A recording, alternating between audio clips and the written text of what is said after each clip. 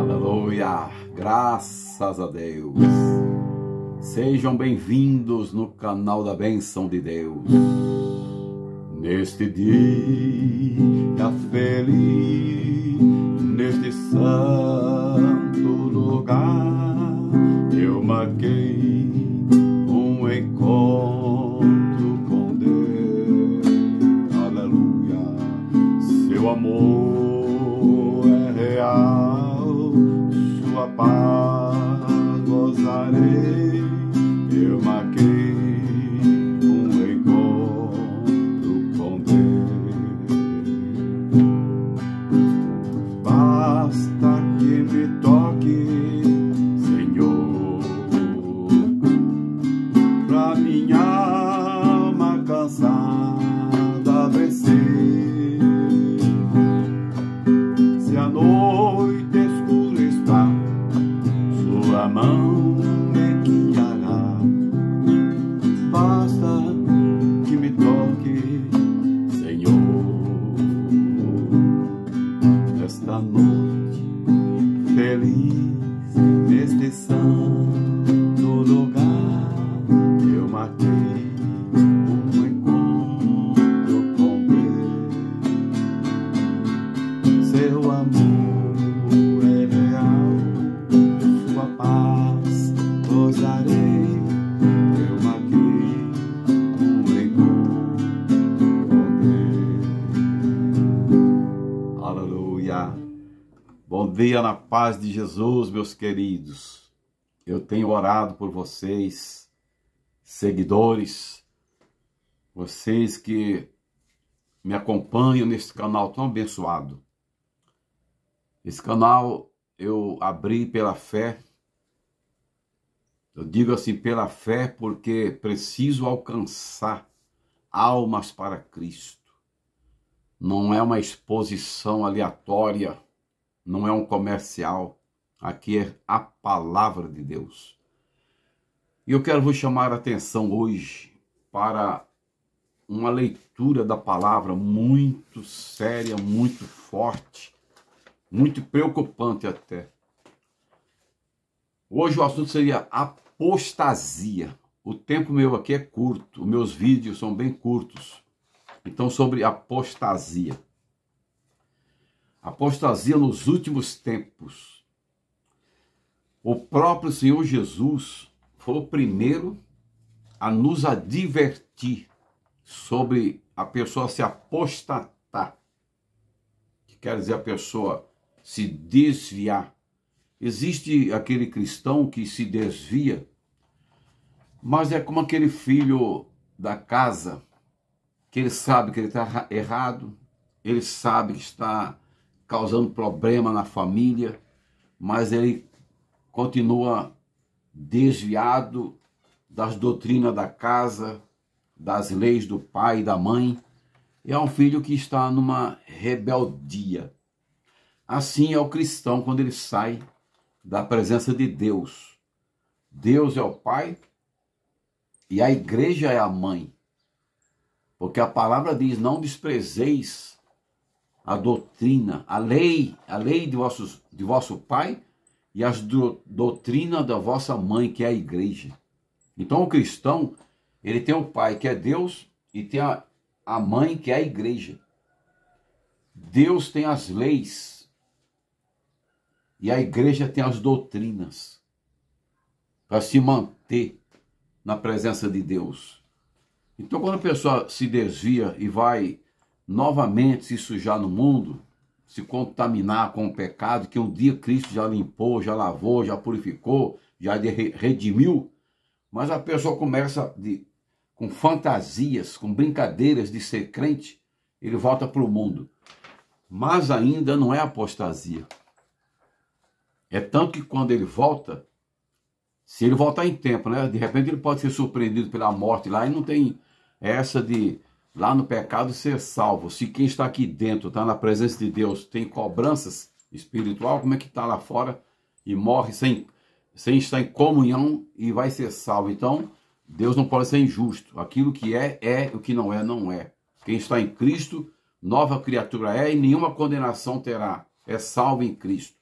Quem está no mundo desviado não tem como ter a chance de lá no pecado ser salvo. Porque quem está aqui dentro lutando, há uma cobrança, como eu já disse, para se purificar e para se aperfeiçoar. Mas o que eu quero me referir é que a apostasia é quando a pessoa começa agora a anular o Calvário de Cristo. Anular, desconhecer, não reconhecer mais, sabe? Se tornar totalmente contra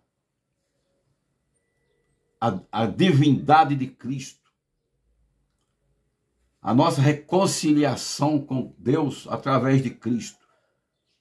É a pessoa já não mais aceitar esta oferta gloriosa que é Jesus, rejeitar Jesus, rejeitar Deus, rejeitar o Espírito Santo que Deus nos deu como o que vai nos dirigir, o que nos guia, o que nos orienta e o que está conosco até a igreja for arrebatada. Aí a pessoa desconhece, não aceita mais, despreza, anula esse sacrifício de Cristo e começa agora a andar e seguir outras orientações, outros caminhos tenebrosos e sombrios. Veja o que o apóstolo Paulo fala na primeira carta aos Tessalonicenses, no capítulo 2 e o versículo 1 e 2. Observe. Ora, irmãos, rogamos-vos pela vinda de nosso Senhor Jesus Cristo e pela nossa reunião com Ele, que não movais, não se mexa, não saia do lugar, não movais facilmente do vosso entendimento. Aqui quem está se movendo é o corpo, estou saindo do lugar. Só que não está falando o corpo se mover. Ele está falando, não vos movais facilmente do vosso entendimento, nem vos perturbeis, quer por espíritos, quer por palavras, quer por epístolas, como de nós. É muito forte, como se o dia de Cristo estivesse já perto. É muito forte. Ninguém de maneira alguma vos engane, porque não será assim, sem que antes venha a apostasia e se manifeste o homem do pecado, o filho da perdição. Estamos em um final dos tempos tão tenebroso, tão perigoso, que muitos cristãos estão se movendo, deixando se levar facilmente por aquilo que ouve e por aquilo que vê. Você está correndo o risco de ser interpretado como criança espiritual, bebê espiritual. Por que Deus não pode dar? Por que Deus não pode fornecer, dar dons preciosos para qualquer um dos cristãos? Todos são cristãos, são deles. Os que estão em Cristo são cristãos. Mas o problema é que para Deus conceder a você o dom que você tanto busca, pede, é que o Senhor, Deus, não está somando numa caderneta dele quanto jejum, quantas orações, quantas horas de oração. Não. Isso é um dever nosso, jejuar, orar, buscar. Jesus disse, vigiai, orai sem cessar, para que não caís em tentação. O que Jesus precisa em nós é raiz. Raiz. Vê se você desprezou a tradição de vossos pais. Você casa e às vezes requer que a esposa ou o esposo siga as tradições dos seus pais, dos antepassados. E os filhos que vão nascendo, os filhos vão sendo criados naquela tradição. Isto quer dizer que você tem pleno entendimento, discernimento e conhecimento da doutrina, dos preceitos e tradição de vossos pais. Transporta isso para o espiritual. Quando você veio para Jesus, você foi inserido numa nova família. Você tem a sua família genética, mas agora, como é cristão, você tem agora a sua nova família cristã. Esta família é aquela que chamamos a congregação dos justos, a congregação do povo de Deus, cujo objetivo ali é adorar o Senhor, servir ao Senhor, crescer, ser doutrinado, fazer carreira espiritual. Então ali tem uma tradição. Se na tua casa tem uma tradição familiar dos antepassados, e agora você é cristão, está numa igreja, numa congregação, você é filiado, é membro, é ovelha de um rebanho de Deus, ali tem tradição da palavra. E o que Deus requer aqui é verdadeiramente raiz no entendimento. Mas tem pessoas que facilmente, aqui está dizendo, não movais facilmente do vosso entendimento. Não movais facilmente do vosso entendimento. Hoje, facilmente a pessoa é levado por doutrinas, conceitos, filosofias, ideologias, e daqui a pouco ele está deixando o caminho que um dia ele se decidiu com caráter, com fidelidade, com postura, e agora ele seguiu outro lado, contrário à palavra. Nem tudo que se diz que Deus está ali é verdade, nem tudo. Porque diz a Bíblia, enganoso é o coração do homem. Você pode identificar o caminho que conduz ao céu, não é por placas de igreja, não é por placas, por conceitos de líderes, pastores, obreiros. Isso aí tem que tomar muito cuidado, porque só há duas situações que comprova e prova que uma reunião, que um grupo, que uma igreja, que um rebanho é de Deus verdadeiramente, se acontecer duas coisas. Se acontecer essas duas coisas em reuniões de grupos, igrejas, seja o que for, se acontecer duas coisas. A primeira, arrependimento, e não basta. Tem muitos filhos que se arrependem, mas amanhã novamente, porque não basta. O que Deus quer dizer, se acontecer duas coisas em qualquer igreja debaixo do céu, se acontecer duas coisas, é a igreja de Deus: arrependimento e renúncia. Arrependimento e renúncia. Se Maria Madalena, quando disse, vejo que tu és o Cristo, vejo que tu és o Messias, para Jesus pouco importou ela falar aquilo, porque Jesus era realmente o Messias. Jesus só queria saber o quê? Ela estava realmente crendo que Jesus era o Messias. Mas faltou o que ali?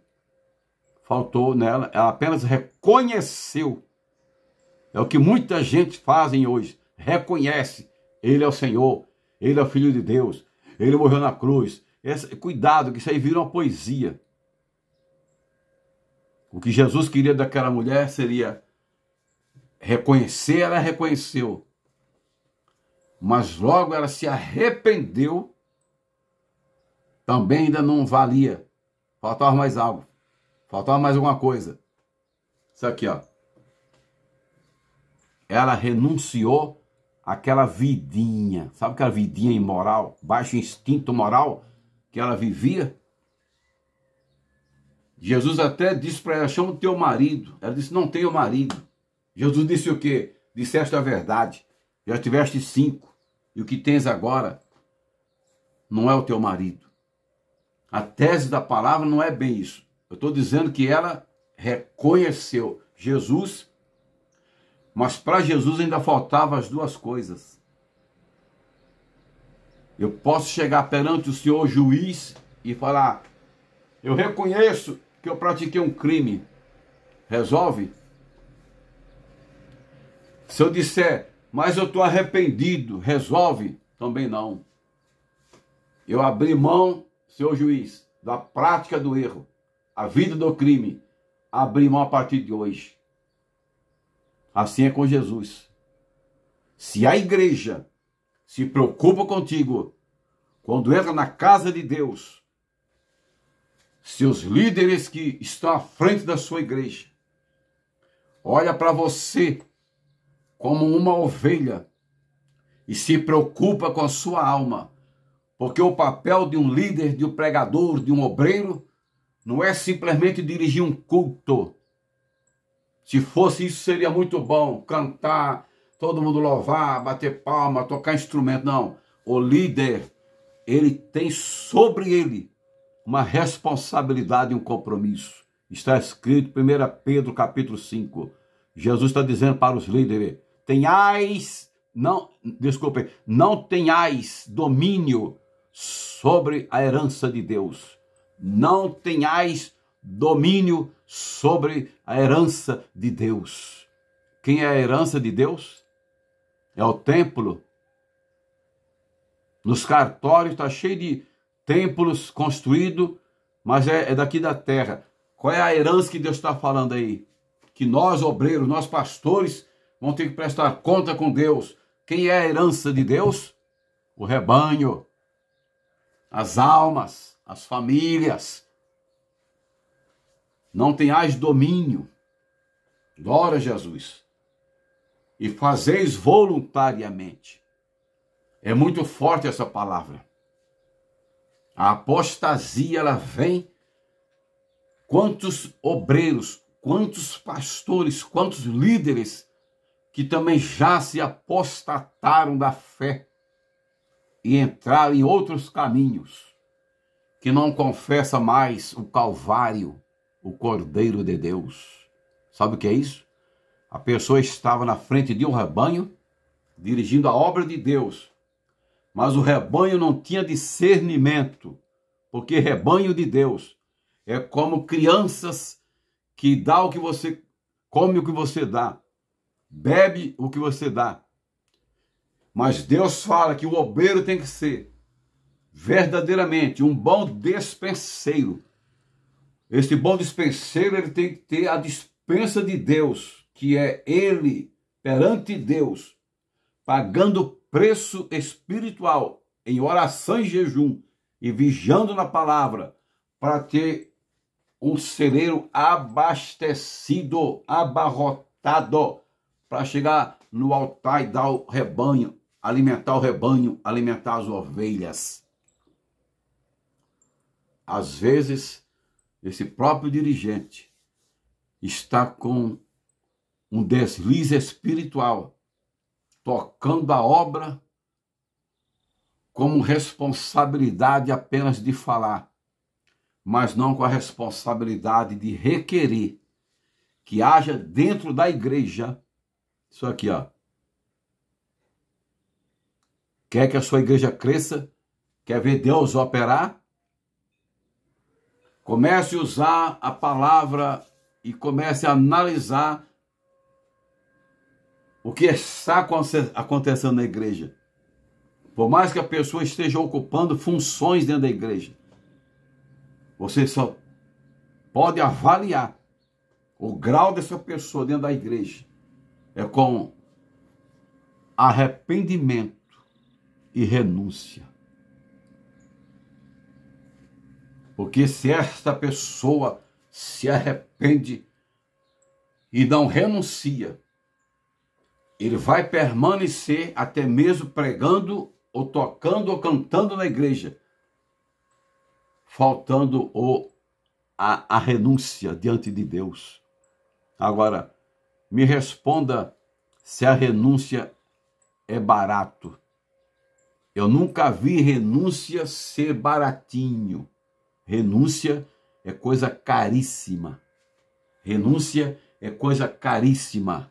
Lembra de Zaqueu, que o povo acusava que ele subornava o povo nos impostos lá no templo de Cristo?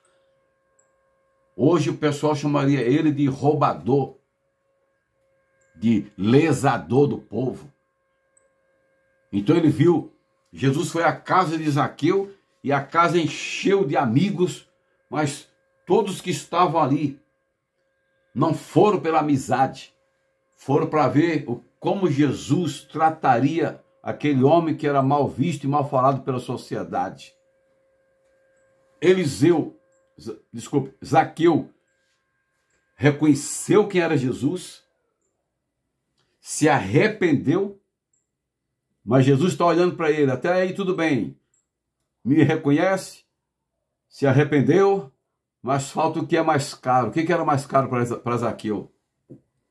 É quando ele olhou aquela sociedade todinha em um silêncio, e ele percebeu que aquele silêncio estava colocando em dúvida a vida dele perante Jesus. O que ele fez?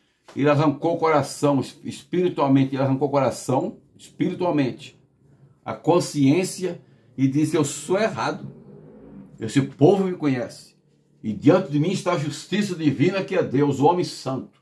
Então ele pulou para o meio e disse: a quem eu tenho defraudado, a quem eu tenho lesado financeiramente, eu restituirei 4 vezes mais.